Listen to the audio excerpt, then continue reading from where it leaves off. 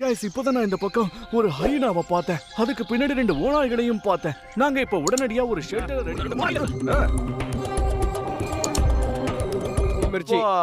இன்னைக்கு ஒரு புடி பிடிக்கலாம்.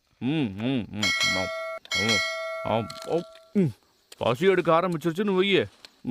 அப்போ இந்த மாதிரி சாப்பிட்டாதான் வேலைக்காகும். ஓநாய் கொடுக்குற அந்த சத்தம் தான் அது ஊழ விடும்போது நிறைய மனுஷங்க சேர்ந்து அழுவுற மாதிரி இருக்கும். இப்போ ஒரு 10:30 மணி இருக்கும். சுத்தி எல்லாம் கும்மிருட்டா இருக்குங்க. நம்ம நெருப்பு ஷெல்டருக்கு போய் ஆகணும்.